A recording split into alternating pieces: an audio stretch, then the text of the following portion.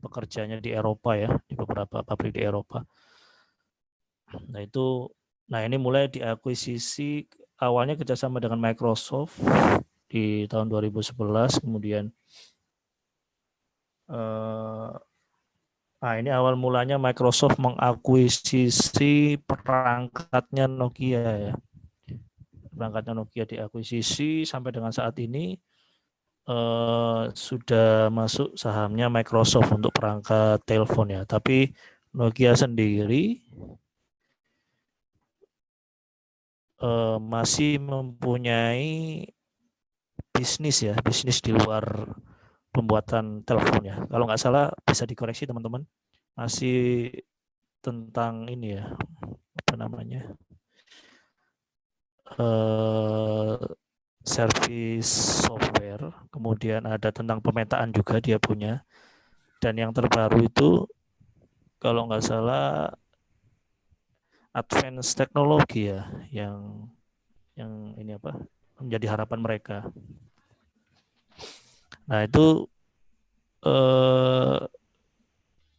Nokia sendiri ya apa ya, bisa kita lihat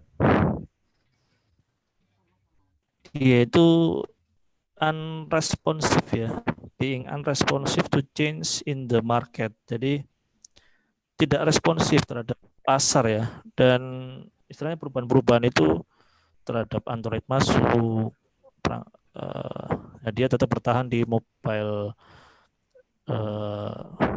aplikasinya. Jadi tidak, walaupun sekarang udah ini ya, udah mulai dikembangkan, tapi ya keburu slowly losing its market share ya. Jadi mohon maaf sudah, Bapak.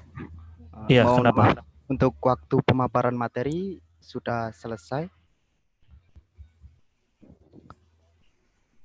Oh sudah selesai.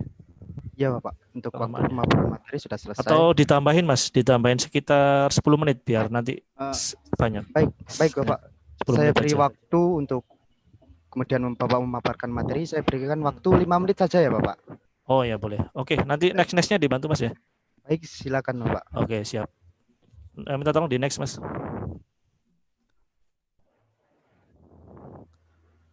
Oke, lanjut untuk ini ya, kasus the terminal decline of BlackBerry. Nah, ini from hero to zero. Kita bisa lihat kasusnya untuk BlackBerry ya, dari BBM dulu yang terkenal sampai sekarang udah ini ya. Oke, next Mas. Nah, ini era disrupsi teknologi ya. Kita bisa lihat disrupsi adalah era terjadi inovasi dan perubahan besar-besaran ya secara fundamental. Nah, ini cara dan sistem lama ini kalah bersaing. Contohnya di Uber ya, dia tidak punya kendaraan. Ini yang pertama kali di Singapura ya, tahun 2013. Kemudian Alibaba Group dia tidak punya inventory, tidak punya stok barang. Facebook tidak punya konten. Nah, Airbnb ini tidak punya properti ya, dia tidak punya tempat penginapan. Nah, ini yang Airbnb ini sudah pada tahu kan ya, yang istilahnya penginapan yang kita bisa milih. Jadi orang bisa memasukkan iklannya, dan bila rumahnya bisa di-share, nah itu harga dibandingkan dengan hotel ya. Ini bisa kita lihat. Oke, next Mas. Halo Pak Bud. Oke, untuk large companies by market capitalists ya. Nah, ini bisa kita lihat di tahun 2010 yang menguasai untuk market capitalized ini perusahaan-perusahaan besar ya, yang udah kelihatan ya, Petrocina, ExxonMobil, Microsoft, China Mobile, ini perusahaan besar. Ini 2020 yang menguasai malah yang perusahaan-perusahaan yang dia nggak perlu istilahnya apa ya,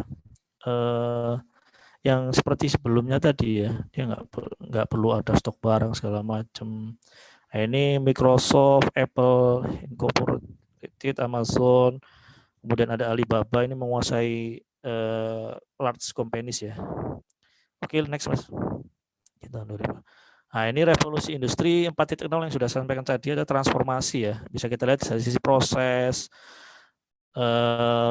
di sisi tradisional itu seperti rigid and manual, kemudian kalau di sisi industri yang 4.0 ini agile and otomatis ya, kemudian produknya bisa kalau di industri 4.0 lebih customize ya, bisa menyesuaikan, kalau yang lama standar saja.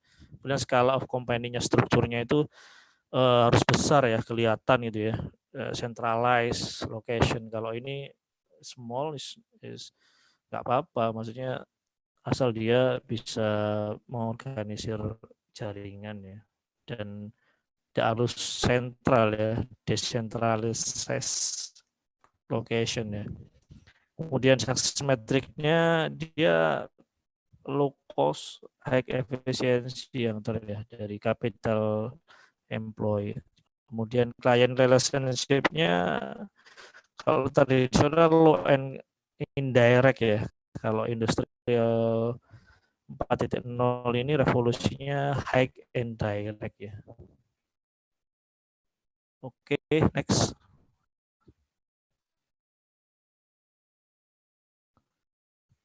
Mas, next Mas. Halo. Yang Indonesia di produk domestik bruto ini nilainya PDB ini kan nilai pasar semua barang dan jasa yang diproduksi oleh suatu negara pada periode tertentu ya. Ini Indonesia ada di peringkat 4, ini lumayan ini. Jadi untuk perkembangan ke depan untuk industri 4.0 pada ini cukup mumpuni. Next Mas. Maaf. Oke, ini yang dibutuhkan adalah SDM kekuatan milenial ya.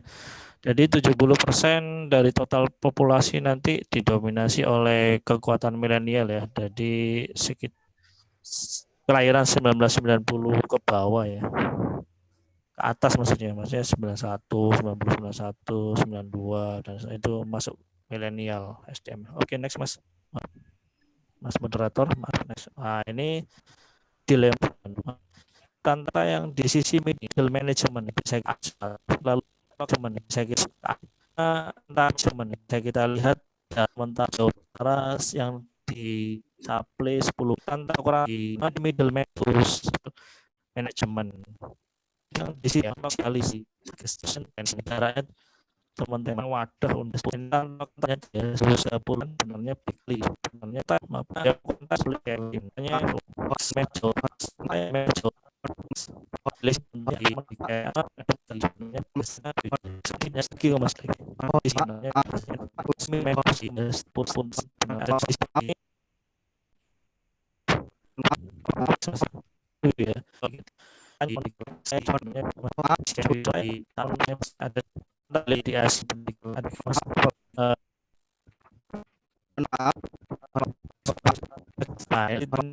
dia saya mungkin saat ini bisa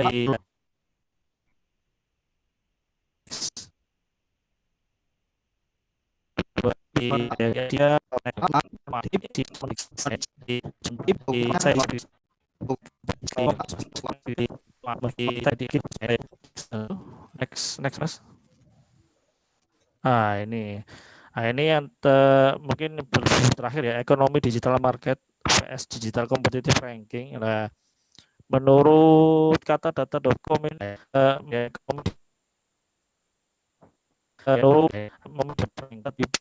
ini ya apa kelihatannya 2025 ini kan market ini kan market ini kesiapannya sendiri bisa kita lihat beberapa negara di Asia teknologinya ya di atas rata-rata lah. Untuk pengetahuannya 56. Oke, next Mas. Jadi Indonesia cukup mumpuni. Satu lagi Mas, terakhir, maaf. Terima kasih. Satu lagi, next. Belakang. Satu lagi Mas. Nah, ini dan R24 visi misinya. Beliau mempunyai prioritas pengembangan SDM menuju era teknologi dan informasi yang sudah saya sampaikan sebelumnya. Yang middle tadi sangat menentukan ya, karena antara demand dan supply-nya cukup jauh untuk menciptakan seorang leader. Baik, terima kasih. Mohon maaf. Baik, terima kasih atas pemaparan materi dari Bapak Inggi. Sebelum kita lanjut ke pemateri kita yang kedua, saya ingin memberikan tanggapan terhadap pemaparan dari Bapak Inggi. Kita tahu bersama bahwa bagaimana ketatnya persaingan dalam era industri 4.0. Tentunya kita sebagai mahasiswa khususnya harus tahu tantangan-tantangan apa ke depannya yang akan kita hadapi. Nah, selanjutnya kita akan mendengarkan pemaparan materi dari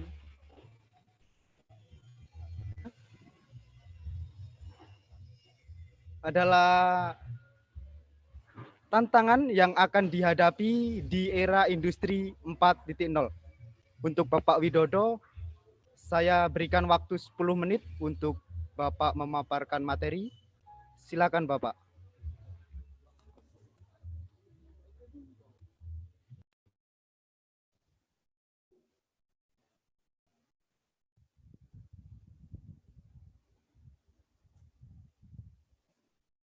Assalamualaikum warahmatullahi wabarakatuh. Waalaikumsalam warahmatullahi wabarakatuh. Alhamdulillah.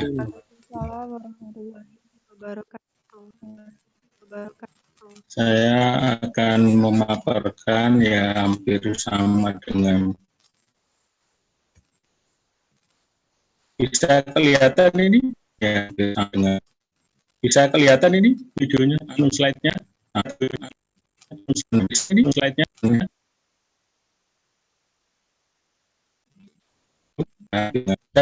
Videonya ini kelihatan, bisa ini kelihatan. Ya, saya akan mencoba bagaimana Anda mempersiapkan diri di era industri 4.0 dan di CCT 5.0. Nah, ini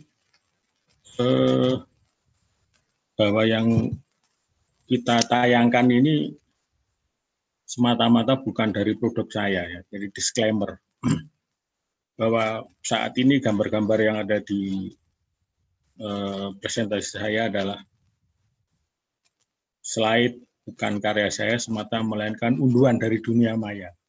Jadi sekarang itu sangat gampang sekali kita memperoleh informasi, memperoleh hal-hal yang terkait dengan dunia maya. Nah, sekarang kita tahu bahwa di era industri ini adalah era industri 4.0 maupun di era CCT 5.0 ini kalau saya boleh mengatakan era penggoda ya. Era penggodanya luar biasa ya sekarang ini. Era penggoda.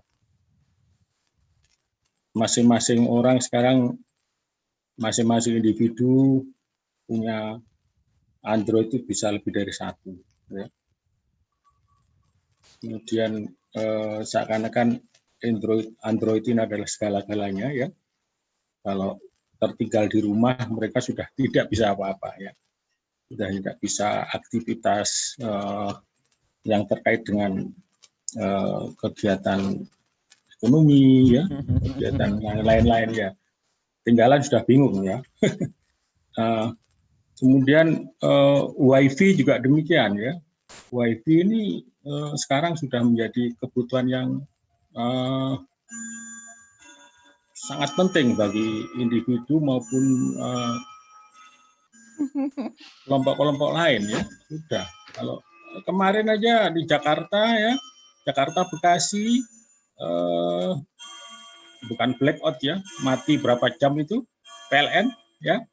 Wah, itu risikonya sudah luar biasa ya, berapa provider yang terganggu ya, sampai ke provinsi-provinsi lain ya. Jadi ini era penggoda ya.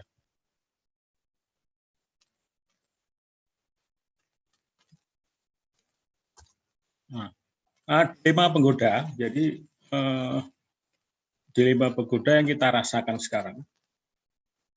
Apa yang keburukan yang ada di sekarang itu bisa cepat menyebar ya. Jadi informasi cepat sekali ya. Begitu juga kebaikan yang ada diri kita itu akan cepat sekali menyebar ya, menyebar ke seluruh dunia ya. Ya, ke seluruh dunia. Ada masalah terkait pandemik ya, katakanlah di kampus ada beberapa dosen yang kena atau mahasiswa itu cepat sekali informasi itu menyebar. Jadi dilema penggunanya seperti itu. Ya. Jadi apa yang baik dan yang buruk itu saya kira cepat sekali untuk bisa berkembang ya.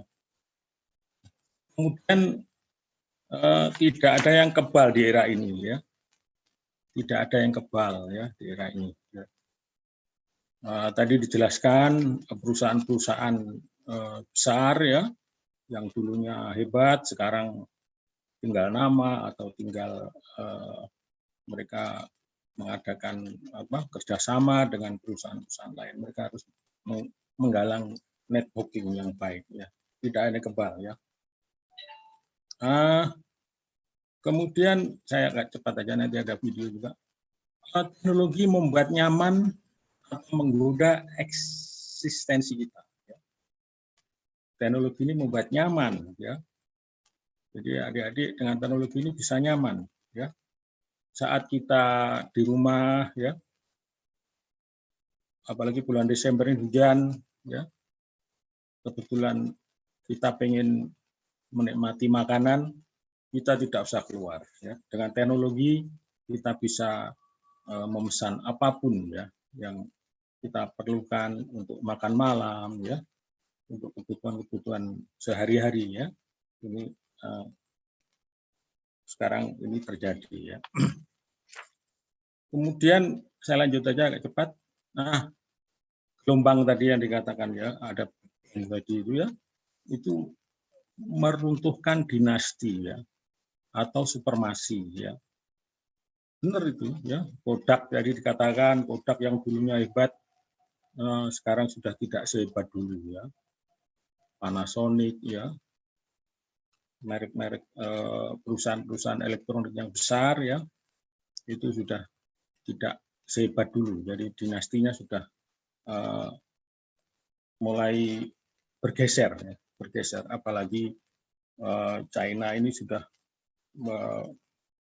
teknologinya sudah luar biasa ya. Bahkan kereta tercepat di dunia itu ada di China ya. Saya dulu pernah naik Shinkansen di Jepang itu, ternyata sekarang sudah Shinkansen sudah tertinggal kecepatannya dengan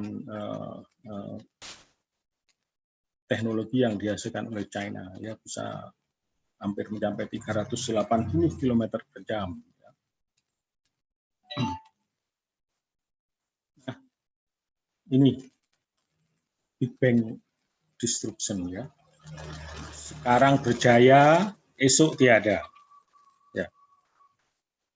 Ya, dengan adanya online ya, ya, ini tidak ada yang bisa diraih. Ya, semua bisa diraih. Teman-teman teknik elektro barangkali ini tantangan yang luar biasa bagi adik-adik ya.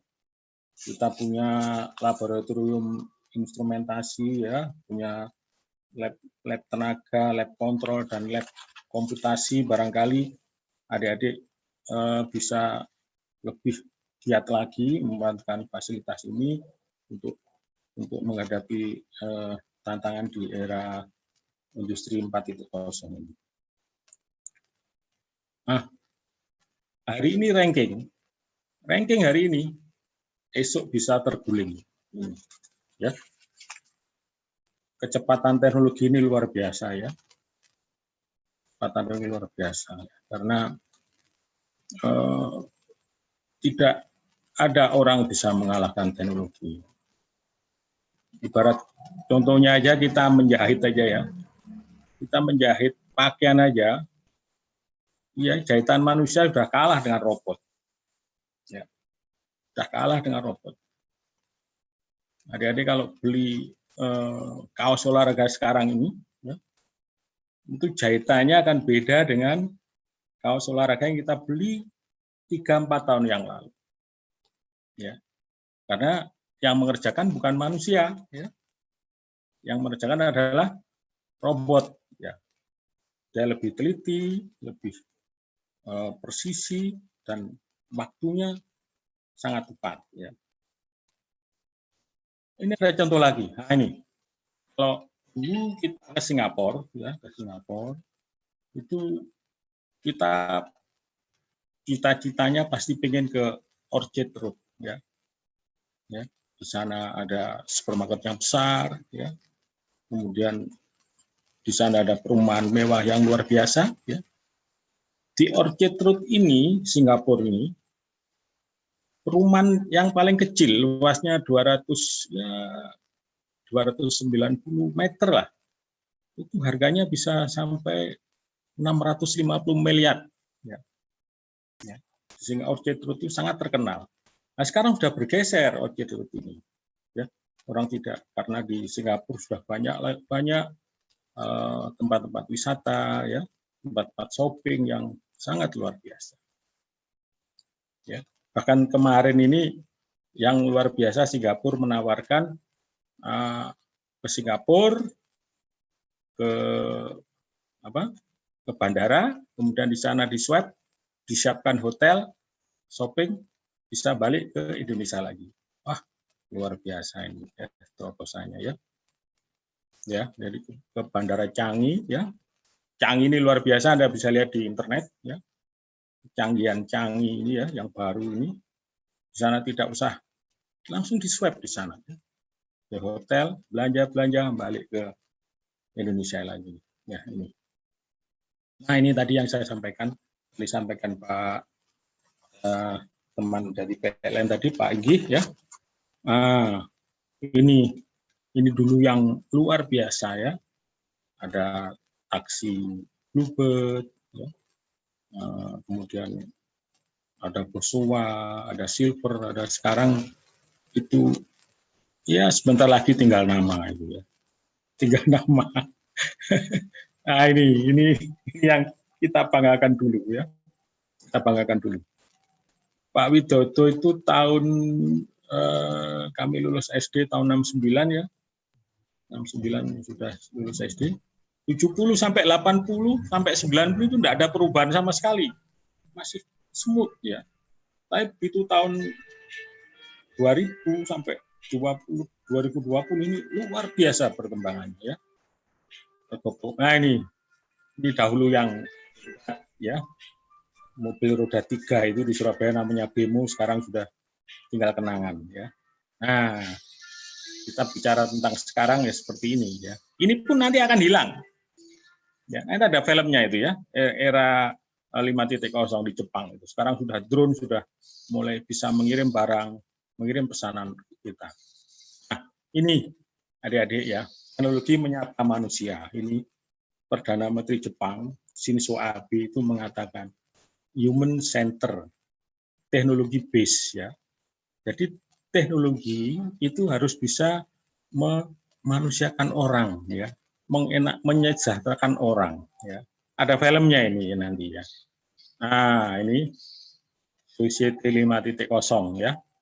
Artinya apa? Bahwa Society 5.0 ini kita harus comfort ya, harus fun, harus happy ya. Kemudian yang kedua adalah vitality ya, vitality kemudian efisiensi ya, efisiensi di situ sekarang. Jadi kita harus happy, fun, kemudian utility ya, efisiensi, jelas efisiensi. Kemudian high quality life ya, kehidupan yang menyenangkan ya, high quality life ya. Nah, kemudian pesan saya untuk teman-teman elektro, saya kira kita tidak usah bingung ya, sesuaikan langkah ya, sesuaikan langkah, sesuai langkah ya. Kita tidak teknik fobia, kita tidak teknik mania ya, tapi kita harus mendasari bahwa kita harus menyelesaikan langkah dengan apa yang terjadi saat ini ya. Nah, akhir kata kita jangan teralienasi ya, tapi kita harus melengkapi ya, hidup kita lengkapi ya, komplementasi lebih berarti ya, harus kita lengkapi, kita siapkan. HMJ Elektro harus bisa menyikapi dari perkembangan teknologi saat ini ya. Kalau boleh ada film sedikit ya. Oke ya. Mohon maaf Bapak, untuk waktu pemaparan materi sudah habis. Nah, ini hanya 2 menit aja. Nah, Bapak.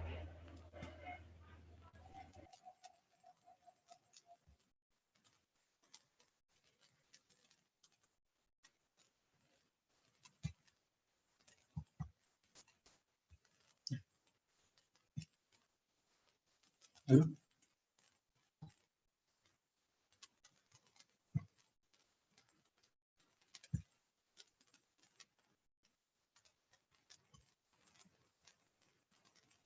Sudah dilihat ini ya? Halo, moderator? Sudah Pak, sudah. Bisa dilihat videonya? Baik Bapak. Bisa ya? Bisa, ini, Bapak. Bayangkan dia bangun pagi, sudah ada yang bangunkan ya. Kemudian keluar rumah, pesannya dia sudah terkirim lewat drone. Ini satu desa terpencil di Jepang. Nah ini, kulkas bisa memperingatkan, dia harus makan ini, dia harus persiapan. Ya, nah ini kenyataan yang terjadi nanti ini ya. Nah, dia harus berangkat kerja. Orang mau makan aja dilarang, ya, karena tekanan darahnya tinggi. Nah, dia mau berangkat kemudian, nah ini traktor tanpa mesin ini ya, vehicle driverless ya. Nah, sudah siap apa yang dipesan tadi? Menuju ke kendaraan yang driverless ya, tanpa pengemudi. Nah, ketemu teman ya. Ini tantangan kita ini. Nah, ini driverless ini ya. Nah, sangat singkat sekali ya. Ya.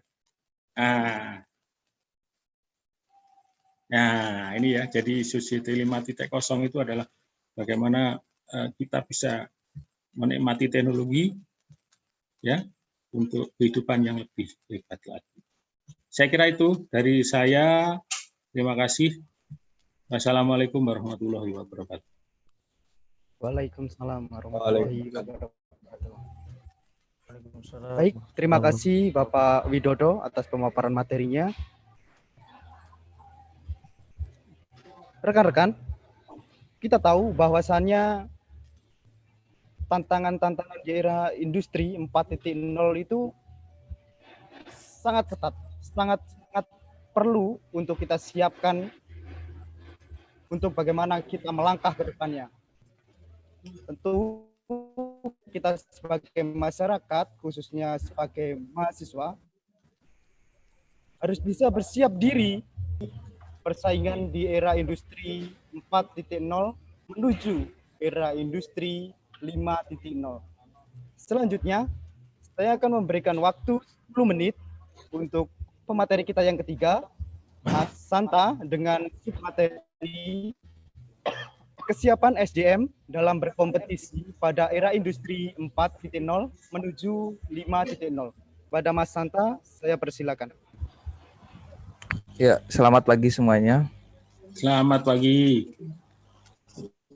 Selamat Sehat-sehat. pagi. Mas Tanto, alhamdulillah.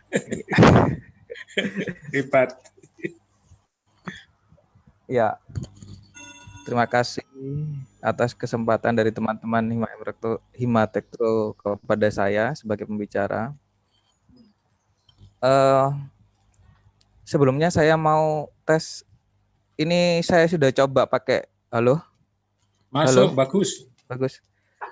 Sebelumnya saya sudah nyoba pakai virtual background yang disediakan oleh teman-teman dari Himatektro, tapi ternyata yang terlihat malah backgroundnya wajah saya tidak nampak. Oh. Jadi akhirnya ya kebetulan ini saya pakai laptop yang lumayan lama ya, masih zaman kuliah dulu. Masih i3 prosesornya. Memang waktu saya coba pakai virtual background itu ada peringatan dari Zoom kalau untuk penggunaan virtual background ini mereka menyarankan menggunakan prosesor generasi i5 dan ke atas lah. Terus setelah saya coba, ya itu yang terlihat hanya virtual background-nya, jadi ya tampilannya sederhana begini saja. Oke, saya pakai i3 juga kok Mas. Kenapa? Saya pakai i3 juga, masih bisa. Masih mungkin bisa? iya. Mungkin ada settingan yang saya tidak tahu. Iya. Ini Pak, itu kan pakai AI. Nah, AI-nya itu deteksi warna kulitnya Bapak dengan kayu itu sama, jadinya yang terlihat ya tadi kayunya. saya sudah itu. coba ke ini, saya coba pakai kain. Oh, kain. Iya, sama. Jadi saya cuma gini, loh kok enggak bisa mendetek ya? Karena artinya kan kain dengan yang saya pakai ini beda kontras. Kainnya warna hijau, terus ya mungkin saya enggak tahu, mungkin ada settingan teknis yang saya enggak tahu. Tapi kira-kira seperti itulah. Jadi ya. tampilannya konvensional dulu. Dek. Oke. Bentar. Ini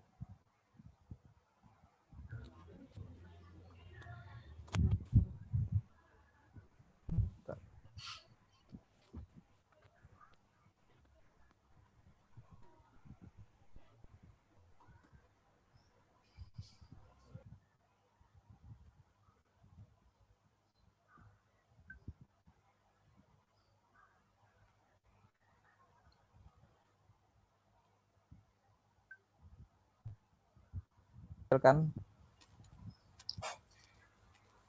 Lihat, Mas. Terlihat. ya, cuman kok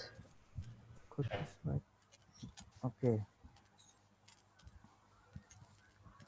ini saya memulai dari seperti Pak Widodo tadi untuk disclaimer-nya, karena ya mungkin dari pemaparan saya ada yang sama dengan materi di luar sana, karena ini juga referensinya dari internet ya. Mungkin nanti yang saya terangkan ini sebenarnya bukan kesiapan SDM sih, tapi apa yang perlu kita persiapkan. Karena untuk kesiapan SDM sendiri saya cari-cari kok enggak ada datanya ya. Dan karena saya lebih cenderung seorang praktisi. Jadi bukan seperti Pak Widodo kan memang ini pendidik ya. Jadi tentunya lebih tahu sebenarnya harusnya ini materinya beda topik. Tapi kita teruskan saja.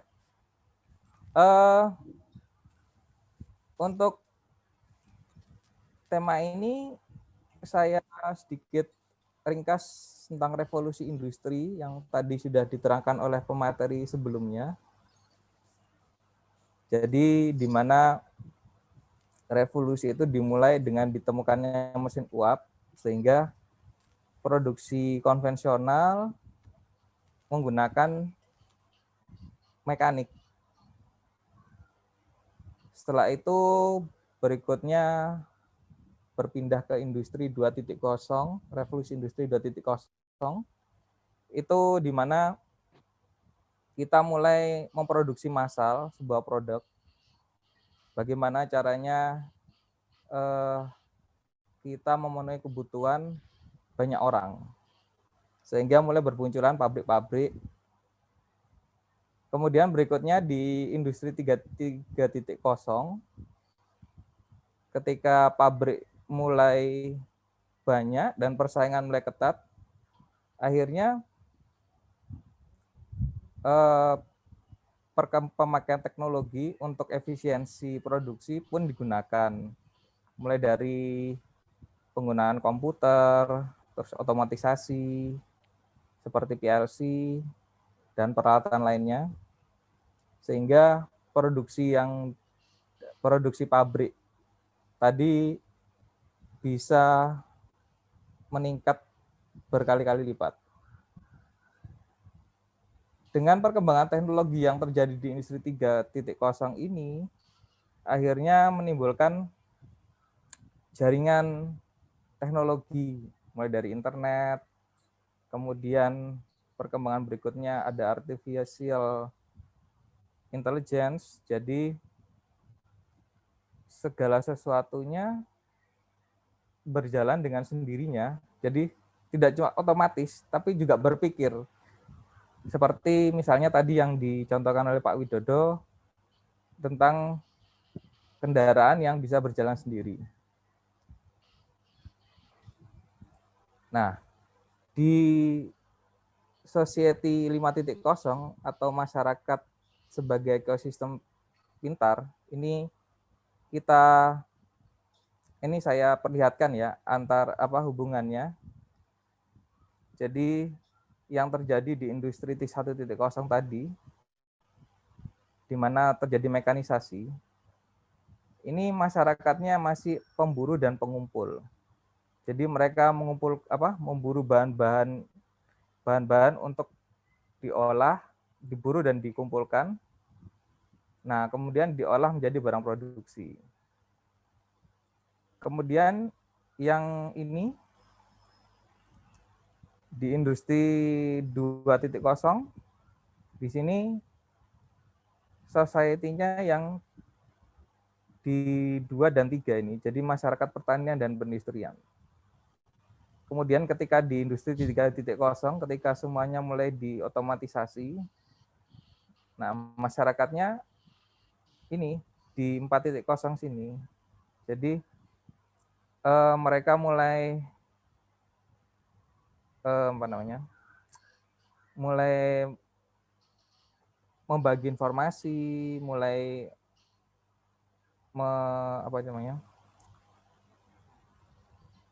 mulai memudah mencari informasi.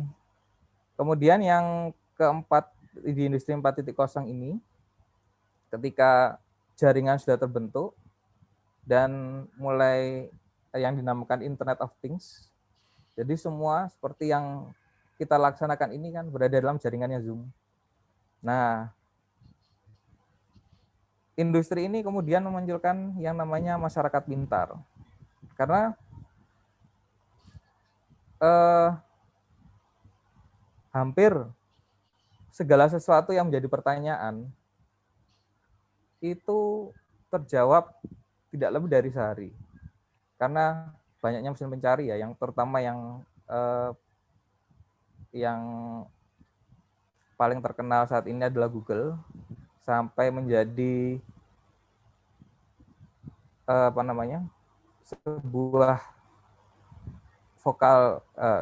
sebuah suku kata di kamus bahasa Inggris, googling. Jadi kita kalau kebingungan atau mencari informasi kan mesti kemudian langkah pemecahannya adalah googling. Nah, berikutnya untuk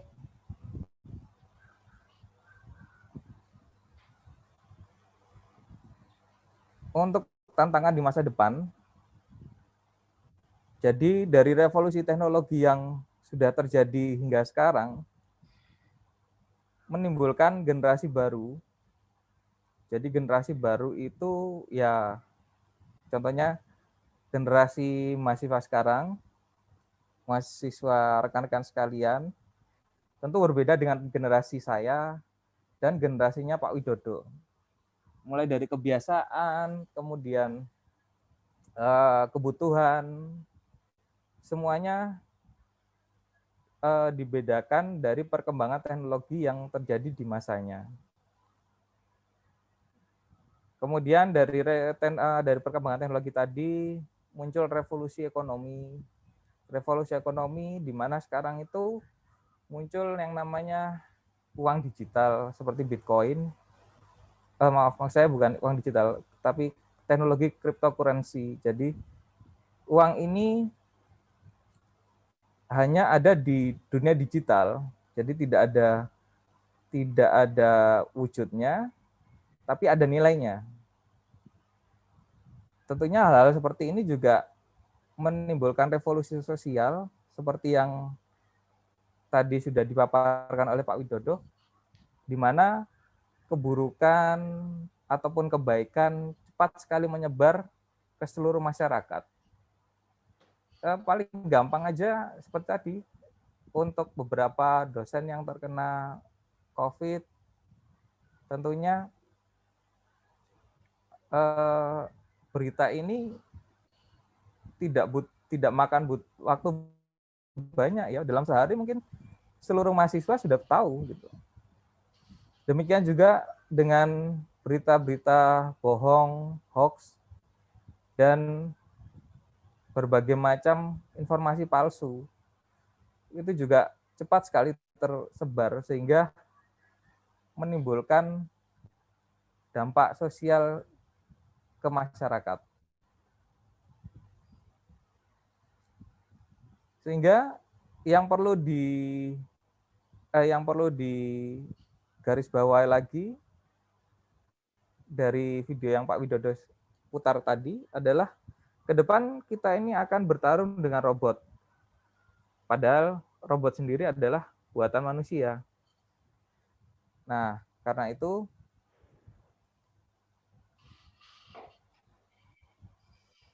penting bagi kita untuk menyiapkan kompetensi umum untuk profesi masa depan.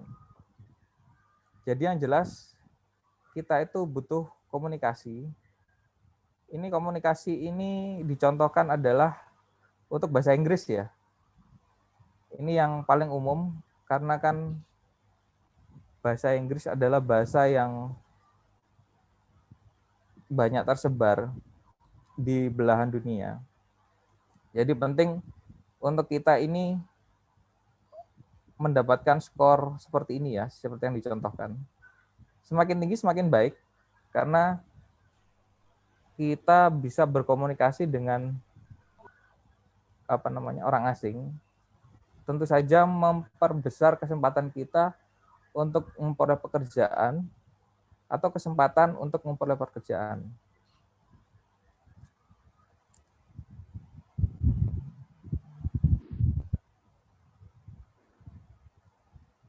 Kemudian berikutnya adalah kolaborasi. Kolaborasi ini sama seperti ya YouTuber itu ya. Jadi kita bekerja sama dengan pihak lain yang mempunyai keahlian yang berbeda dengan kita. Misal kita membuat sebuah produk, paling gampang anggaplah bel pintu. Nah, tentu saja untuk penggunaan itu kan kita perlu manual book. Nah, seperti itu kan kita butuh kerjasama dengan bagian percetakan. Kemudian untuk memasarkan produknya, tentu saja kita butuh kerjasama dengan bagian marketing. Kemudian yang ketiga adalah creative thinking. Kreatif dan critical thinking ini sangat perlu karena di masa sekarang itu kita banyak sekali produk-produk yang yang muncul dari proses kreatif. Semisal yang tadi sudah dicontohkan untuk transportasi online, Gojek dan Grab, itu muncul kan dari kreativitas untuk menjawab kebutuhan transportasi dari masyarakat yang mudah dan murah. Kemudian berikutnya adalah computation logic. Jadi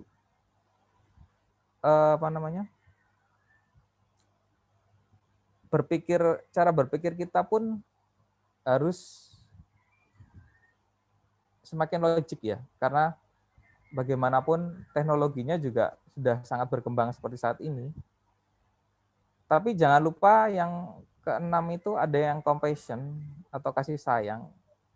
Jadi sebagai manusia kita ya jangan sampai ketinggalan ya untuk yang kasih sayang ini.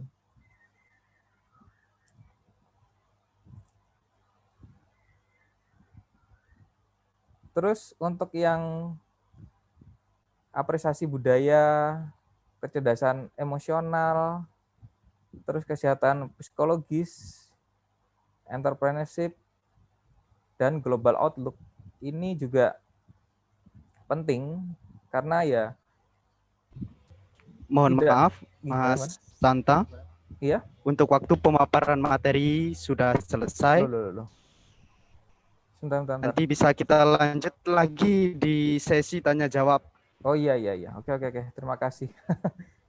Selanjutnya kita akan ke pemateri kita yang keempat dengan submateri kesiapan dengan materi strategi dalam menyambut era industri 5.0 kepada Bapak Agus Humaydi, SST MT. Kemana ini? Saya beri waktu 10 menit untuk kemudian Bapak menyampaikan materi. Baik, terima kasih ya Mas sebelumnya. Yang terhormat Pak Singgi, Pak Widodo, Pak Santa, serta teman-teman semua, izinkan saya untuk share screen ya. Kelihatan Pak, suara saya jelas, teman-teman? Jelas Bapak. Oke. Bagus. Oke, siap. Gambarnya bagus. Siap. Oke, terima kasih. Saya mulai. Assalamualaikum warahmatullahi wabarakatuh. Jadi teman-teman, saya di sini diletakkan paling terakhir ya. Mungkin atau karena saya ini paling muda atau gimana saya nggak tahu, saya diletakkan paling akhir dan itu saya bersyukur ya. Karena di sini mungkin tugas saya adalah mengkompilasi antara ketiga materi dari pemateri ya teman-teman. Jadi di sini mungkin saya akan sebagai perantara antara Pak Inggi dan Pak Santa sebagai praktisi dan Pak Widodo sebagai sisi pendidikan. Jadi di sini saya akan memberikan teman-teman, kalau yang tadi materinya kan mengenai bagaimana atau teorinya atau skill yang kita miliki. Nah, sekarang langkah konkretnya teman-teman ke depan itu seperti apa biar teman-teman bisa bersaing dengan kompetitor lain di era industri 4.0. Nah, saya tadi awal kali ketika mendengarkan perwakilan dari Hima ngomong masalah keresahan mengenai industri 4.0. Nah, itu menurut saya itu keresahan yang nggak penting ya. Keresahan itu terjadi ketika teman-teman di sini tidak mempunyai skill dan tidak ingin berusaha. Gitu ya. Di era teknologi menurut saya Pak Medi itu semuanya serba mudah dan serba gampang, terutama bagaimana cara kita menjalankan bisnis. Nah, pada kesempatan kali ini, agar konkret bagaimana teman-teman yang sekarang masih mahasiswa bisa menjalankan bisnis dan membuat bisnis dengan mudah itu seperti apa. Ya, biar bagaimana? Biar saya jadi mahasiswa itu tujuannya bukan hanya lulus, jadilah mahasiswa yang kaya raya. Tujuannya Pak Medi saya dulu gitu ya. Saya akan jadi mahasiswa yang kaya, paling kaya se-PPNS. Kalau dulu Pak Medi alumni PPNS, saya akan menjadi mahasiswa paling kaya se-PPNS dengan cara saya sendiri.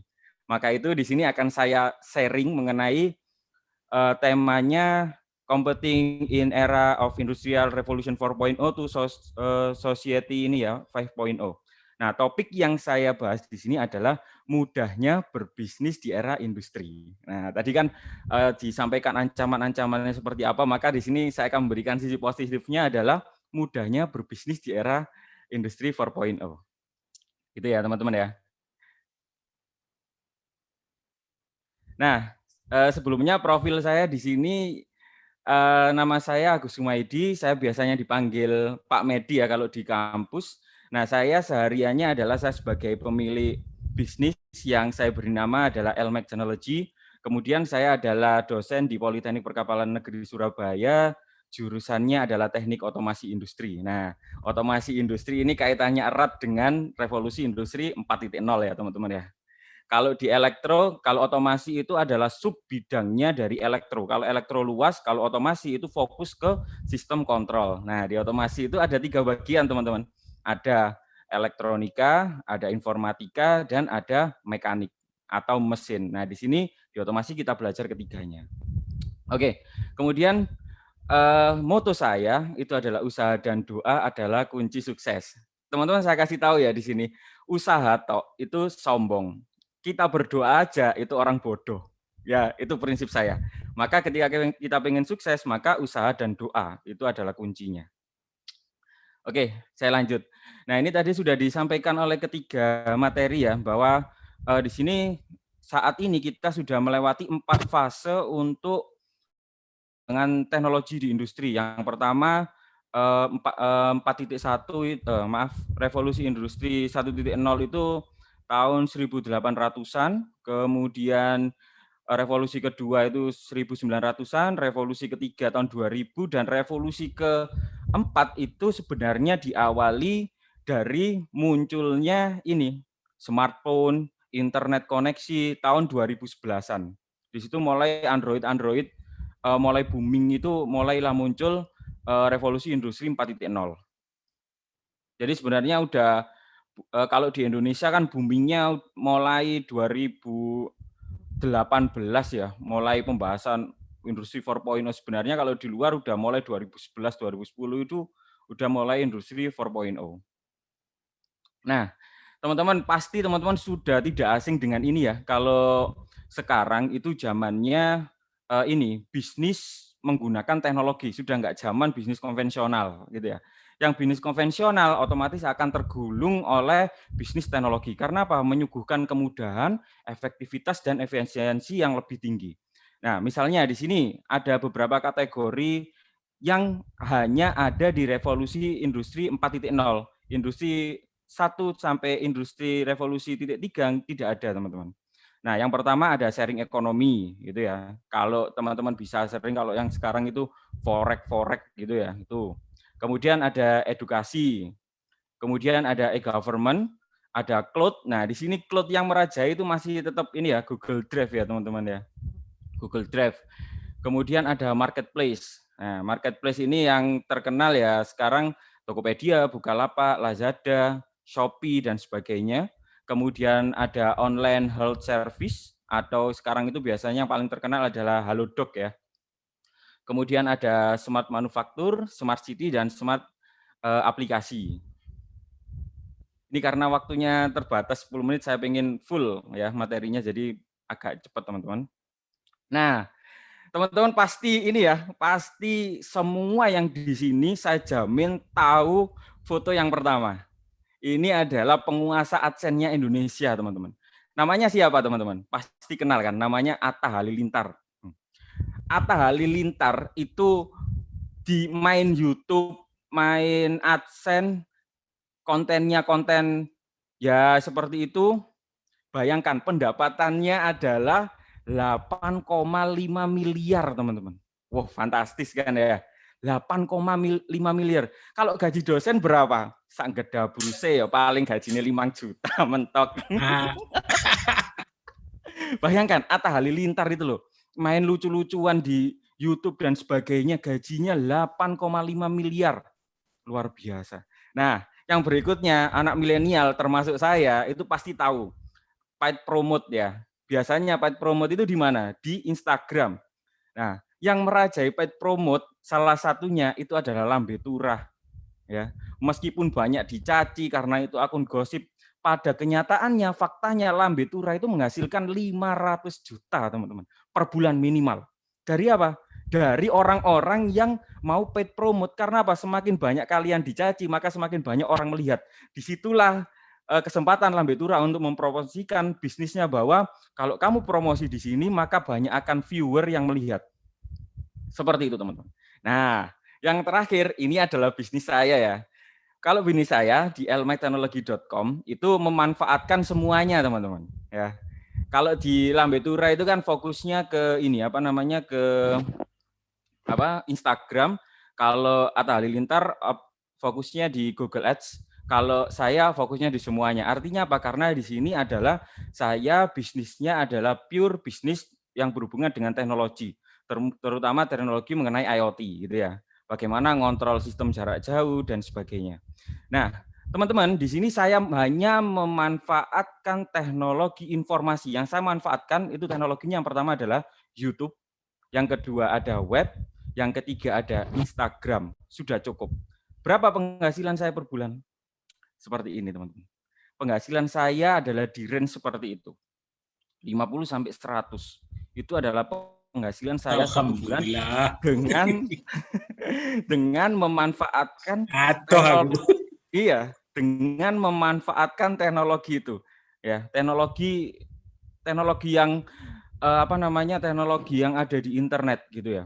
Nah, kalau saya bilang ke teman-teman, ke mahasiswa saya didik untuk menjadi technopreneur sejak semester 1, ayo kita coba ini memulung serpian-serpian rupiah di internet. Nah, caranya seperti apa ya? Kita manfaatkan sosial teknologi itu. Teman-teman, kalian tahu ya, ini kenyataannya. Saya bimbing sejak semester 1, sekarang semester 5, mahasiswa yang saya bimbing, saya ajarin buat proposal bisnis dan sebagainya, namanya IP teknologi, itu sebulan dia sudah menghasilkan uang kisaran 10 juta, itu mahasiswa semester 5. Bersih ya teman-teman, bukan omset, bersihnya itu 10 juta. Bayangkan kalau kalian mahasiswa itu menghasilkan uang seperti itu, wah luar biasa. Nah, bayangkan ya, kalau ini saya, Lambe Tura, dan Atta itu memanfaatkan teknologi informasi di Industrial 4.0. Kalian tahu kan, siapa yang nggak tahu? Presiden kita, Pak Jokowi. Pasti tahu kan ya teman-teman. Berapa gaji Pak Jokowi ini? Gaji Pak Jokowi itu hanya 52 juta. Kalah sampai aku ya. Enggak ya, ini maksudnya ini adalah gaji pokoknya Pak Jokowi, teman-teman. Enggak tahu nanti Pak Jokowi punya bisnis yang lain, saya enggak tahu, gitu ya. Bayangkan. Resi ya. Bayangkan kalau dengan Atta Halilintar 1/1 jutanya mungkin ya Pak Jokowi. Lah bayangkan Pak Jokowi kalau salah sedikit, wah dicaci maki seluruh Indonesia, bisa-bisa dunia. Kalau Atta Halilintar salah sedikit, wah jadi absen ya, banyak yang nonton dan sebagainya, akhirnya viral, dapat uang. Nah itu. Jadi kadang-kadang itu publik seperti konten itu ya, pembuat konten itu dia memang sengaja membuat salah agar agar viral, agar booming. Konten kreator itu seperti itu ya teman-teman. Tapi ada juga yang konten kreator yang baik itu pasti ada gitu ya. Jadi teman-teman tinggal milih mana yang ingin kalian tonton dan kalian nikmati ya. Selanjutnya, nah ini adalah ancamannya teman-teman kalau kita sedang di era industri 4.0. Yang pertama ya, secara global era digitalisasi akan menghilangkan sekitar 1 sampai 1,5 miliar pekerja sepanjang tahun. Ya memang seperti itu teman-teman. Karena apa? Karena pihak perusahaan akan berusaha bagaimana membuat alat-alatnya otomatis, menggantikan peran manusia, gitu ya. Karena apa? Manusia itu penuh dengan keruwetan. Ya. Manusia itu bisa membangkang, tapi mesin tidak akan pernah membangkang. Mesin rusak sekali diperbaiki selesai. Manusia rusak nggak akan bisa diperbaiki kecuali manusia itu berusaha sendiri untuk memperbaiki dirinya sendiri. Gitu. Makanya saya sebagai pengusaha saya akan lebih memilih bukan berteman dengan banyak orang, tapi lebih memilih berteman dengan Google. Kalau prinsip saya seperti itu teman-teman ya. Di zaman teknologi 4.0. Kalau dulu banyaklah relasi untuk membuat sebuah jaringan bisnis yang luas. Kalau saya sekarang banyaklah berteman dengan Google, manfaatkan fasilitas Google, maka peluang bisnis akan terbuka lebar. Nah, itu teman-teman. Pakai ini aja ya. Jadi sekarang istilahnya kerja keras itu nggak usum, nggak zaman. Sekarang pikirnya adalah kerja cerdas. Gitu, ya. Kerja keras itu zaman industri 1 sampai industri 3. Kalau sekarang zamannya adalah kerja cerdas. Zaman saya itu. Iya, oke ya. Nah, peluangnya juga besar teman-teman. Jadi ketika ada industri 4.0, maka peluang yang dulu tidak ada seperti marketplace dan sebagainya sekarang ada, maka akan kembali membuka peluang bisnis yang baru. Oke. Nah, seperti dulu ya. Kalau dulu ada toko fisik, kalau dulu syarat kalian membuka toko, yang pertama modal ya. Yang kedua lokasi strategis. Yang ketiga relasi. Sekarang nggak perlu.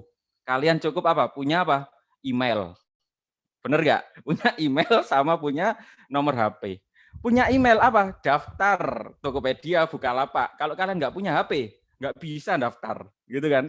Berarti harus punya nomor handphone sama email, baru kalian bisa buka lapak. Terus modalnya Pak, dari mana? Zaman sekarang itu kita nggak butuh modal teman-teman. Kalian tinggal chat satu-satu orangnya.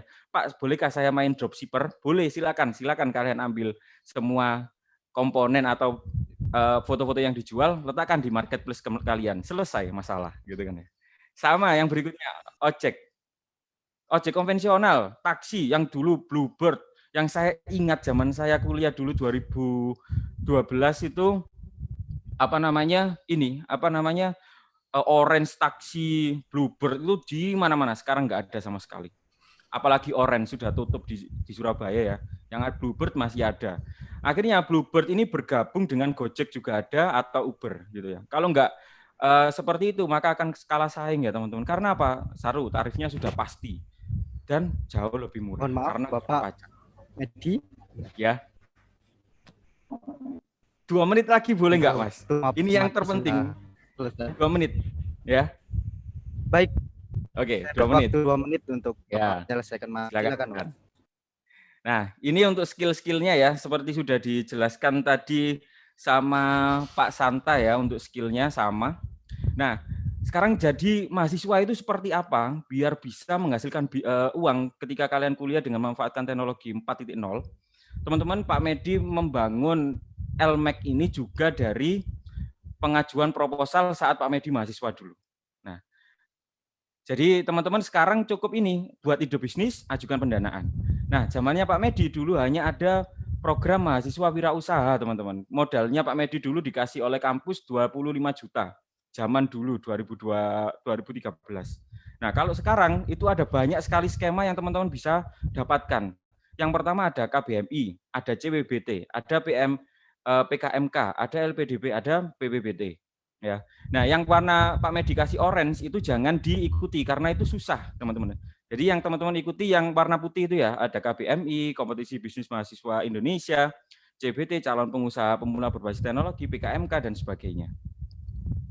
Nah, lolos proposal bisnis di kalangan mahasiswa itu mudah sekali, teman-teman. Nah, ini adalah contoh proposal bisnis yang Pak Medi buat dulu ya untuk crowdfundingnya LMAC ya. Nah ini teman-teman.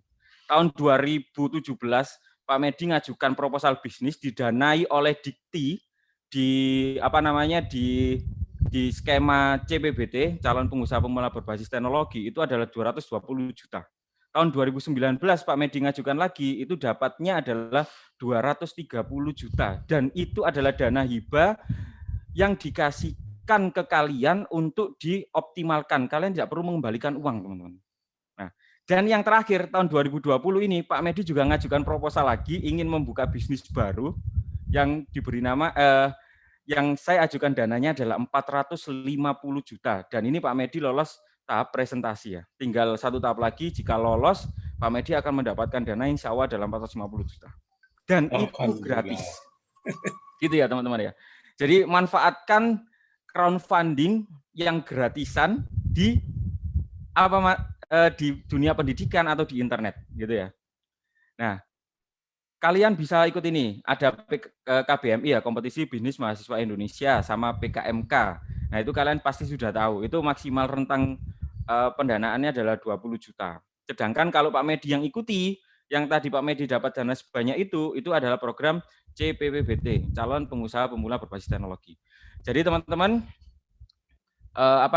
sekian presentasinya dari Pak Medi ya. Jadi menurut saya kalian sekarang itu sedang mengenyam pendidikan di revolusi industri 4.0 itu sangat mudah, sangat efektif dan efisien, dan didukung oleh program pemerintah untuk mencetak teknopreneur yang dapat menyokong ekonomi Indonesia saat ini dan tahun berikutnya. Jadi menurut saya dengan begitu mudahnya kalian akan mendapatkan modal untuk membuka bisnis. Gitu ya teman-teman ya.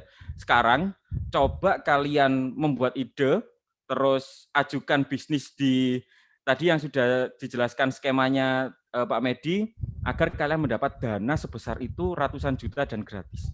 Bagaimana kalau kalian nyicil di ini ya perusahaan 30 juta ya belum tentu dikasih karena mahasiswa ya.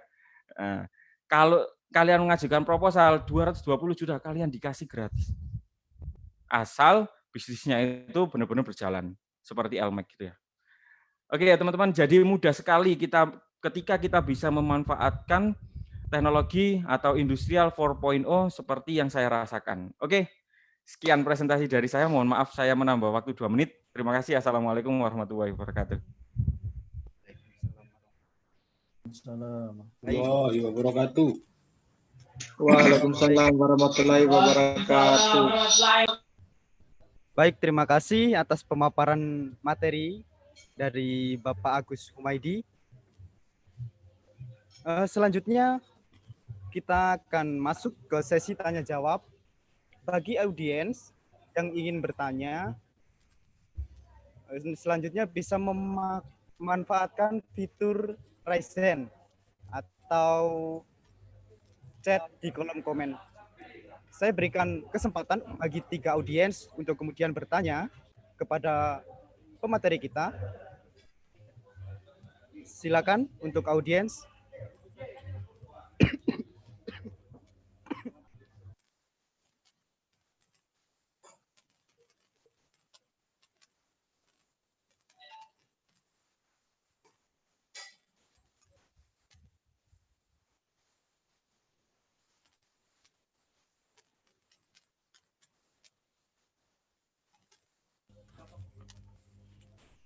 Silakan.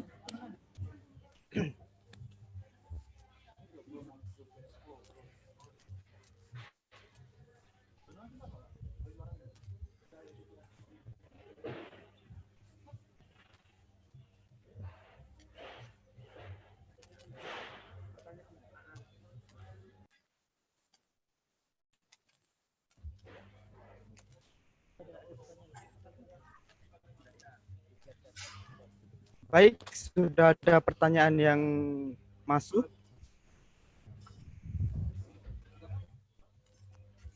Dari Aang Kunaifi, Universitas PGRI Adibuana Surabaya, dari Teknik Elektro.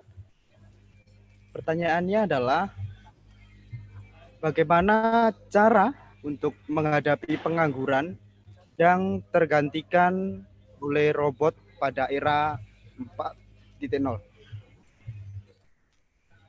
Saya rasa saya akan memberikan pertanyaan ini kepada pemateri kita yang ketiga, Mas Santa menanggapi pertanyaan dari Mas Aang Kunaifi. Iya, terima kasih. Sebenarnya kalau untuk ini lebih pantas ya pemateri 4 dan pemateri 2 ya, karena beliau adalah dosen. Kalau saya menjawab dengan nalar logika masyarakat umum saja ya.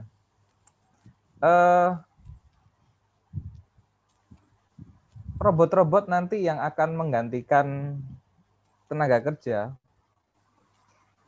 itu kan bisa rusak. Nah,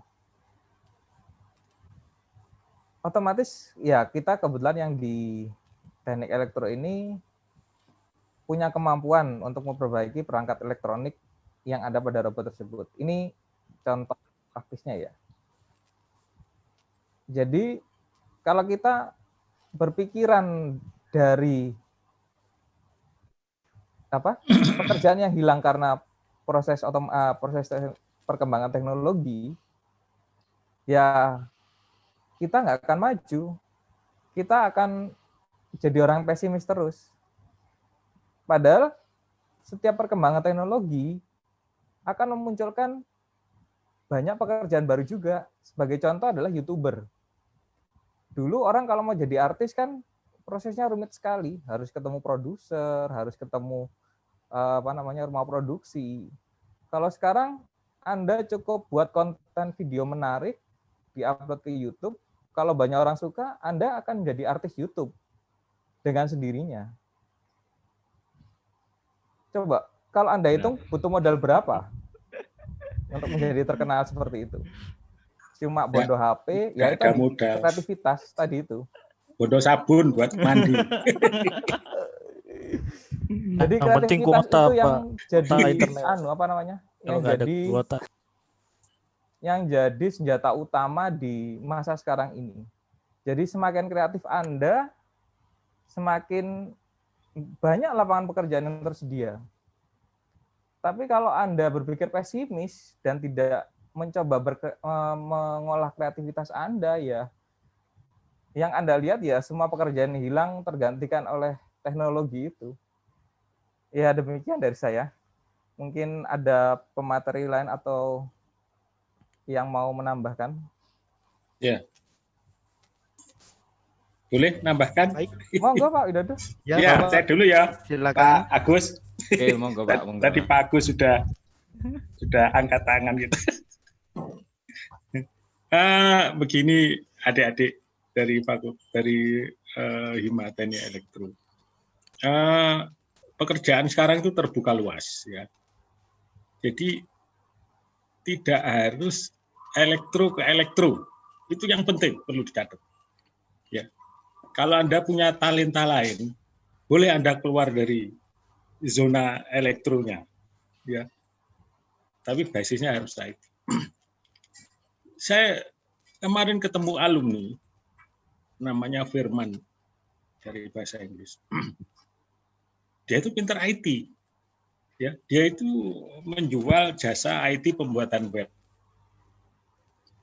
Itu dia pintar, konsumennya bukan orang Indonesia. Ya. Konsumennya orang luar negeri.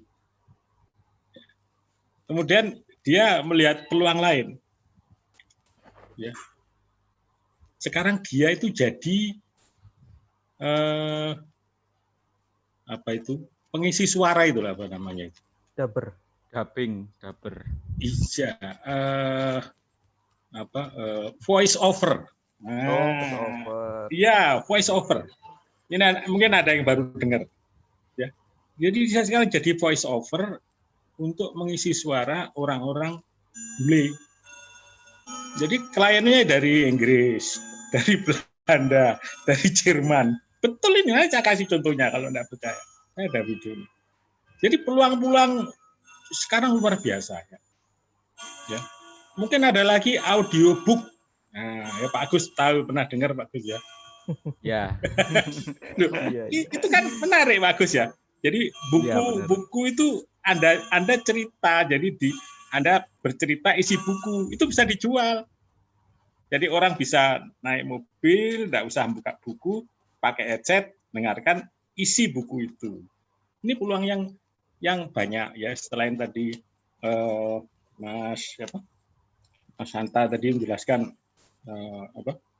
bahwa untuk servis robot dan sebagainya. Ini saya ambil contoh. Ponakan saya itu kerja di Sofi, ya di Sofi di Jakarta. Perusahaan-perusahaan yang konvensional sekarang pada melepas karyawannya, mengurangi PHK besar dan sebagainya. Sofi itu sekarang buka peluang, ya. Jadi Sofi itu sekarang banyak menerima lamaran untuk karyawan Sofi. Ya. Jadi tadi contoh dari Pak Santa tadi bagus, tapi Anda bisa melihat sisi lain. peluang-peluang lain yang bondonya tadi katanya ya dengan Android tadi. Ya, saya kira tambahan dari saya itu ya, yang penting kompak. Bima Elektro harus kompak ya, harus kompak ya, kompak untuk pengembangan. Mungkin nanti Pak Agus ini kita jadikan mentornya anak TNI Elektro untuk nambah volume. Pak Agus ya. Ya, monggo ya, Pak. Barokah Pak Agus. Nanti kawan-kawan bisa dilanjut. Ya, silakan. Saya kira itu dari inspirasi yang luar biasa Pak Agus. Betul. Luar biasa. Saya mau ini Pak, nambahkan sedikit lanjut. Ya. Agus, sedikit aja. Silakan, Bapak. Tadi bilangnya adalah menghadapi. Kalau saya bukan ini ya, bukan menghadapi, tapi mensiasati. Kalau kita menghadapi itu pasti kalah. Karena apa ya? Emang zamannya manusia akan digantikan dengan robot. Maka apa yang harus kita lakukan? Mensiasati bagaimana kita tidak kalah dengan robot atau bersaing dengan robot. Nah, dengan cara apa? Kita harus punya skill itu tadi. Kita harus punya skill. Skillnya apa? Bisa kreativitas, atau memang hard skill, atau bagaimanapun. Yang intinya adalah bagaimana kita bisa mensiasati kemungkinan terburuk lonjakan pengangguran. Yaitu tadi ya. Salah satu yang konkretnya adalah membuka bisnis. Pikirannya saiki ya, zaman 4.0, mahasiswa aku semua, mikirnya iku ojo dadi pekerja. Dadilah teknopreneur, bisnis atau sebagainya gitu ya. Ojo pekerja. Kalian ya, yang masih semester bawah atau yang masih kuliah, kalian tahu yang jualan ini loh, sedot WC ya, itu gajinya lebih besar daripada gajimu yang kerja di pabrik. Percaya saya. Sekali sedot WC itu harganya 1,6 juta. Bayangkan kalau sehari 2 kali sedot WC, berapa uang yang dia dapat? Saiki ku wis gak usum rek. Sangar kerja nak nggone kene top. Sing penting iku perbandingannya adalah kamu dapat uang berapa, selesai. Itu ya. Jangan pikir iki penjaga toilet itu ini lebih harkat martabatnya lebih rendah daripada yang kerja di mana.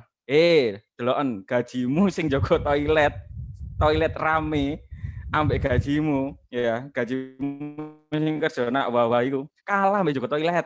Nah, jadi sekarang itu nggak perlu ada yang sombongkan dan nggak perlu ada pesimis bahwa nanti saya akan kalah dengan robot. Itu bullshit. Kalau kalian bisa efektif, efisien memanfaatkan teknologi informasi di industri 4.0. Selesai. Itu jawabannya. Maaf ya, maaf Pak, saya biasanya berkobar-kobar kalau masalah pesimis gini ya. Saya nggak seneng soalnya.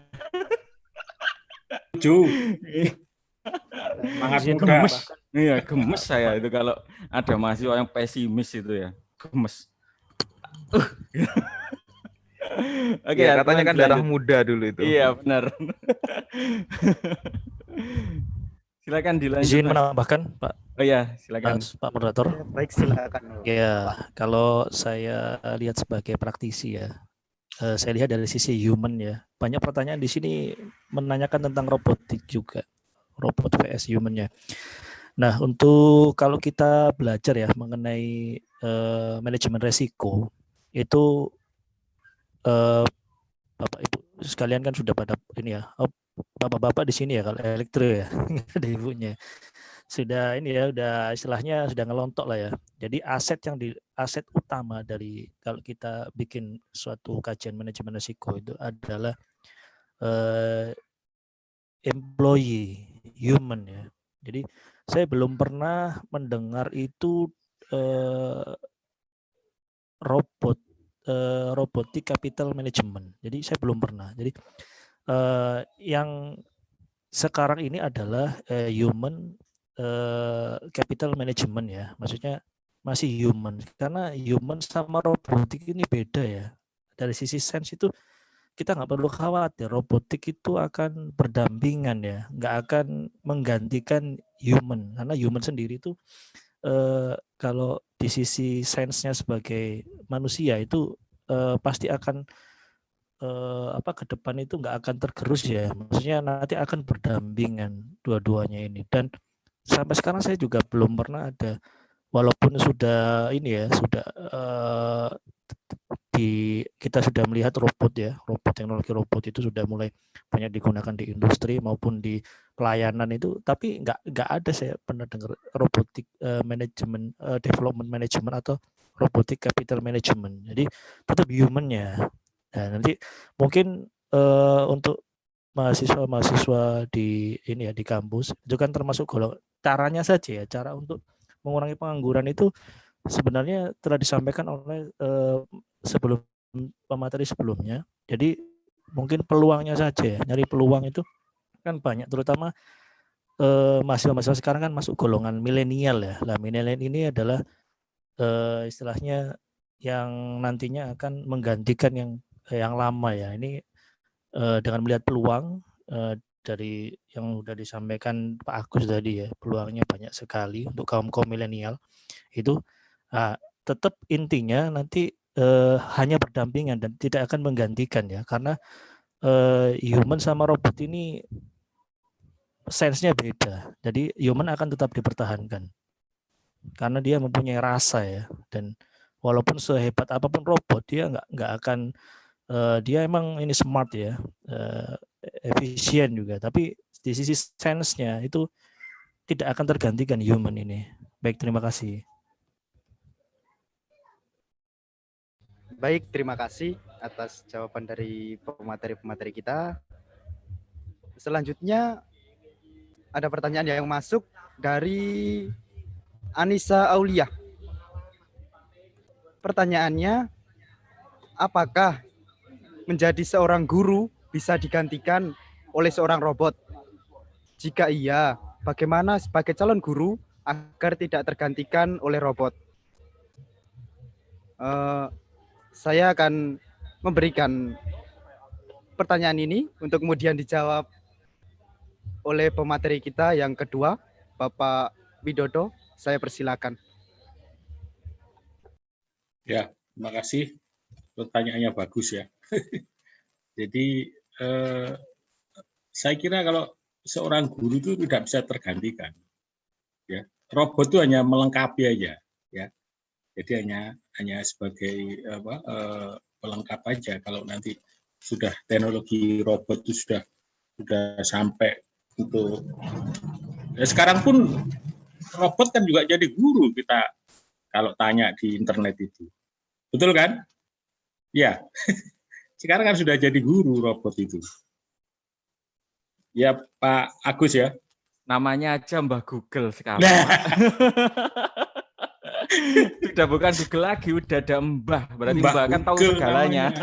Itu robot itu. Iya, robot itu teman-teman. Robot Mbah Google itu. Jadi barangkali kalau untuk Indonesia dua-duanya harus jalan. Ya, karena menyentuh nurani seorang siswa itu tidak bisa dengan mesin. Ya, menyentuh nurani seorang siswa tidak bisa. Coba efek pandemi ini ya. Ini kalau sampai 1 tahun lebih itu, perilaku anak-anak akan berubah. Ya, perilaku mahasiswa itu akan berubah. Perilaku siswa SMA akan berubah. Perilaku adik-adik kita yang lebih kecil lagi akan berubah. Ya. Saya itu sangat sedih ya. Cucu saya yang kedua baru masuk TKA ya, TKB. Saya sering antar tiap pagi itu.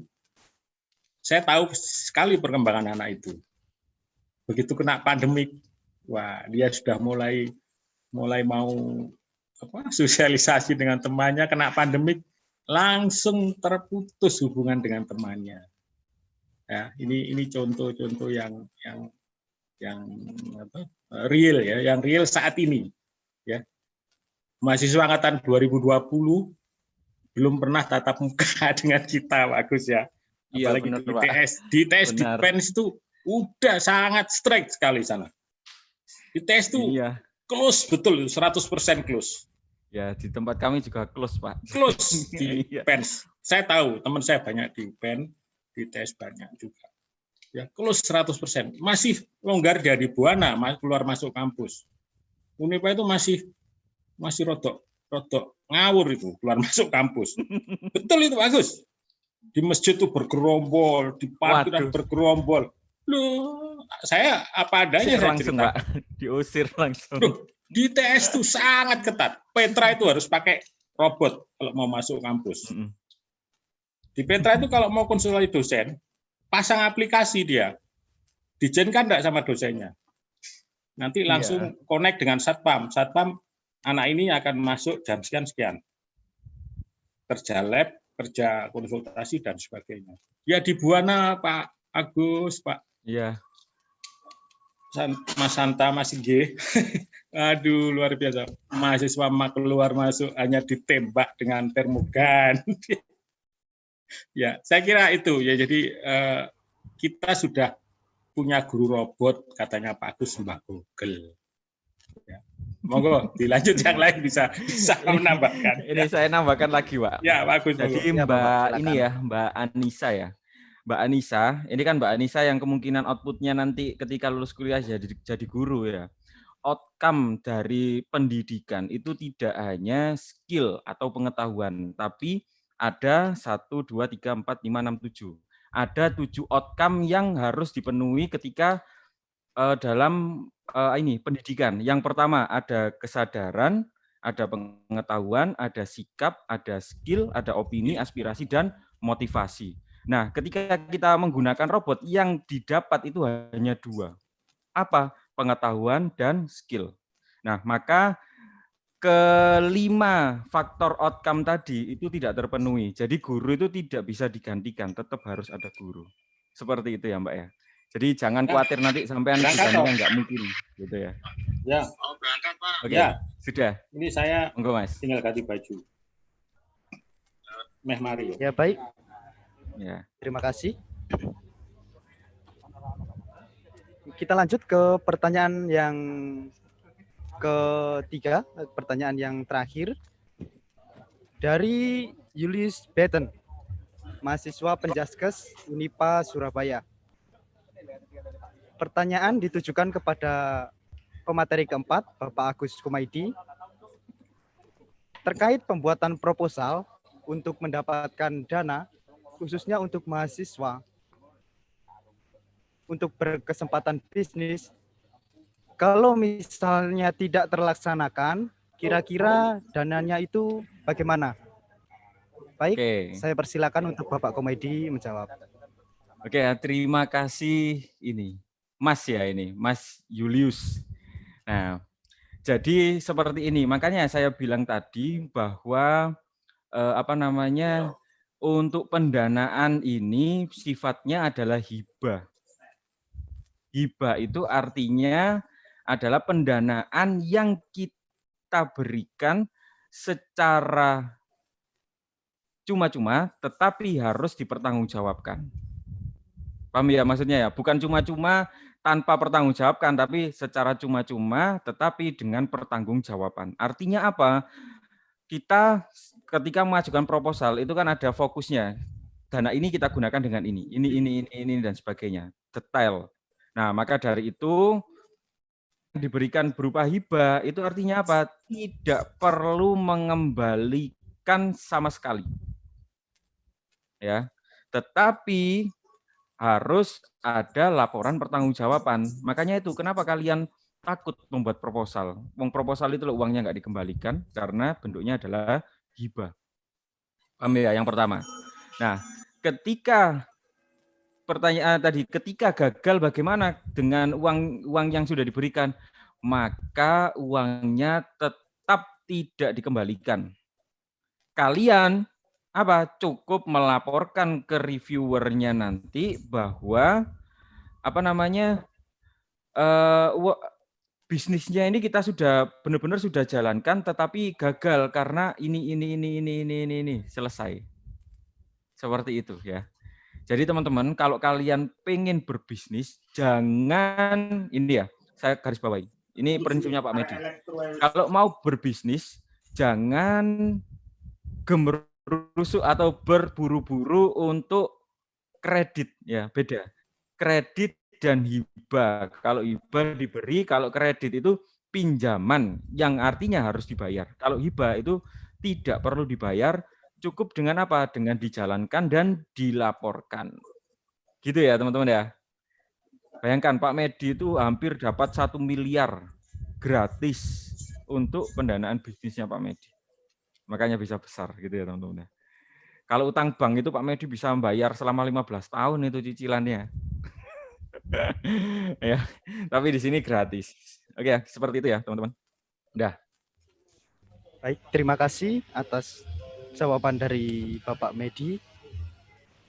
Selanjutnya saya akan memberikan waktu kepada para pemateri kita untuk kemudian memberikan closing statement. Saya berikan waktu 3 menit untuk pemateri kita yang pertama, Bapak Inggi, silakan.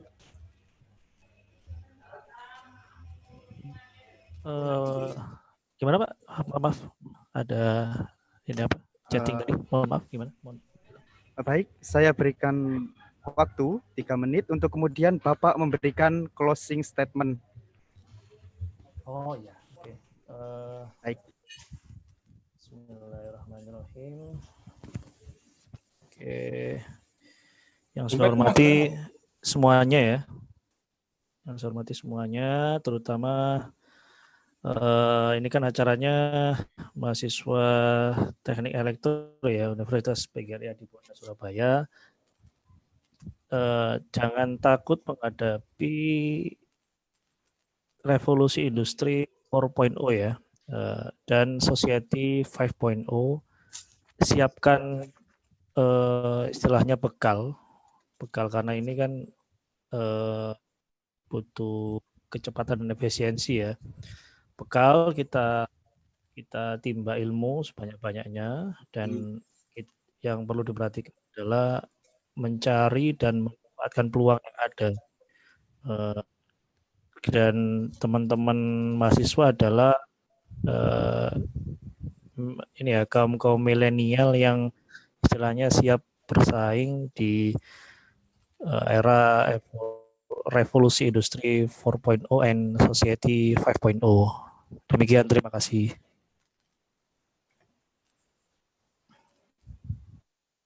Baik, selanjutnya saya berikan waktu 3 menit untuk pemateri kita yang kedua kepada Bapak Widodo. Saya persilakan. Mbak, terima kasih. Ya, khususnya untuk para pemateri Pak Inggi, Pak Agus, Pak Santa, matur nuwun sangat. Sama-sama Pak. Ya, sangat. Terima kasih banyak Pak. Amalan yang luar biasa untuk adik-adik mahasiswa baru maupun mahasiswa yang lain. Seperti yang saya sampaikan tadi adik-adik ya, jadi tayangan saya yang terakhir tadi sudah ada di sana. Di menghadapi era 4.0, masyarakat 5.0, ya sesuaikan langkah aja lah, ya. Sesuaikan langkahmu dengan suasana yang ada, ya. Caranya ya tadi itu terus tetap belajar rajin, kompak dengan semua angkatan ya. Ya. Sering-sering menyelenggarakan webinar seperti ini. Ini kan kegiatan yang murah ini ya. Iya, bagus ya. Murah. Iya benar. Agus enggak pakai sarung, pakaian sarung tok bisa. Benar Pak, benar. Iya, murah sekali ini gunakan. Nyewa Zoom cuma 25.000 sehari. Ya. Iya benar. Ini luar biasa, manfaatkan pengetahuannya banyak pakar-pakar. Saya kira itu sesuaikan langkahmu adik-adik. Doa kami untuk kalian semua. Sukses untuk Hima Elektro. Assalamualaikum warahmatullahi wabarakatuh. Waalaikumsalam warahmatullahi wabarakatuh. Waalaikumsalam warahmatullahi wabarakatuh. Terima kasih Bapak Widodo. Selanjutnya saya persilakan untuk Mas Santa memberikan closing statement. Saya berikan waktu 3 menit. Silakan Mas.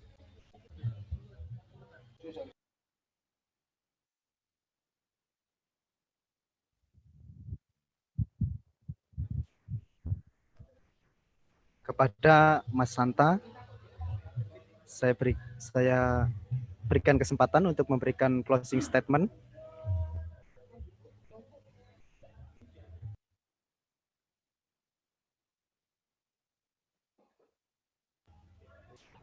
Baik, kita langsung lanjut ke pemateri kita yang terakhir untuk memberikan closing statement kepada Bapak Medi. Saya persilakan untuk memberikan closing statement. Oke, terima kasih ya Mas. Jadi di sini sebenarnya saya masih pengen menjawab semua pertanyaannya ya, tapi gemes karena waktunya ini mepet ya. Jadi mungkin lain waktu aja kalau kita ketemu lagi ya insya Allah. Terutama kalau saya itu paling seneng kalau tentang bisnis itu ya, luar biasa, saya suka sekali. Oke ya, statementnya Pak Medi cuma gini aja. Jadikan revolusi industri itu bukan ancaman, tetapi tantangan untuk apa? Untuk meningkatkan kualitas diri. Selesai. Gitu. Sudah itu aja. Ya, jadi sampai jumpa di lain waktu. Semoga kita bisa sharing-sharing lagi. Kalau misalnya mengadakan tentang bisnis saja, Mas. Ya, menghasilkan bukan tentang ini. Seminar bisnis bukan. Lebih arogan lagi. Bilangnya adalah menghasilkan cuan di internet. Wah, itu kan kata-kata masa kini ya. Teknik menghasilkan cuan di internet. Enggak bercanda ya, teman-teman. Jadi seminar dibuat formal ya. Itu kalau non formal baru dibilang gitu ya. Kalau informal ya itu menghasilkan cuan di internet. Nah, itu. Oke ya. Terima kasih. Baik, terima kasih. Terima kasih saya ucapkan kepada seluruh partisipan. Apresiasi setinggi-tingginya saya berikan kepada keempat pemateri kita yang sangat luar biasa pada hari ini. Juga apresiasi setinggi-tingginya saya berikan kepada seluruh peserta yang hadir dalam acara webinar pada pagi hari ini. Jika rekan-rekan masih belum puas dengan webinar pada hari ini, maka bisa kita lanjutkan di lain forum. Saya mewakili Hima Teknik Elektro mengucapkan banyak terima kasih atas partisipasinya. Sekian dari saya. Wassalamualaikum warahmatullahi wabarakatuh. Waalaikumsalam warahmatullahi wabarakatuh. Terima kasih. Ya, sampai jumpa Pak Wibowo. Pak Agus, luar biasa. Waalaikumsalam. Waalaikumsalam.